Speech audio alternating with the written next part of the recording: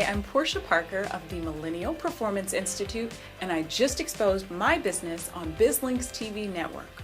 Learn more about how you can cut turnover costs and improve employee performance coming up on my episode of That's My Biz on BizLink's TV.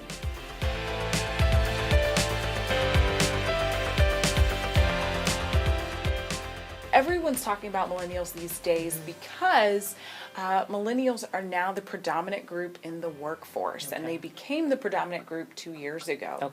And when we think about the workforce in particular, because I know you have a lot of business owners that watch this show, by 2025, they estimate that millennials are going to be 75% of the workforce.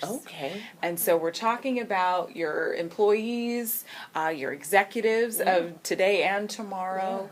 So it's really important to understand how millennials think and what some of their preferences are to make sure that your business is set up for success in the future. Right. And we hear so many different things, when it comes to millennials, and we just put everything on millennials, right? Yeah. The kind of me generation and all that, although I know that really started with our generation. We started the problems. But with millennials, kind of, since they're now entering the workforce and kind of starting to really focus and be the ones that we're looking to as, who's going to run our future, what are some of the nuances that exist with millennials in the workforce? So there are a few things. Millennials, I like to say that the mindset of millennials can be a bit different than the previous generations. So when we think about work, most people really wanted to have a job that they enjoyed. They wanted some semblance of work-life balance, and they really wanted to have an impact.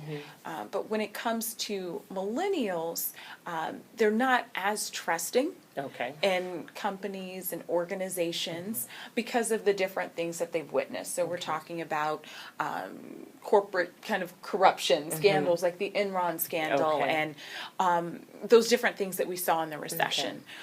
So millennials tend to think about how they can progress in organizations and not necessarily, hey, I'm going to be here for 20 years, so it doesn't matter. And what a lot of recruiters and hiring managers see that they can be a bit put off by when it comes to millennials is they might be in a job interview and ask you before they even have the job, well, Pam, when can I get a promotion? Right. And so a lot of recruiters like, I'm just, I don't know what to say, but a lot of millennials don't really have that mindset in that they want to stick around for maybe 3 years, pay their dues, find out a bit more about the company, and not to say that boomers or Gen Xers didn't want promotions either, because we know that they did, but they were more likely to sit back, see how things go. A lot of millennials will ask you up front. And so that mindset is different because they're not thinking in a 20, 30-year range.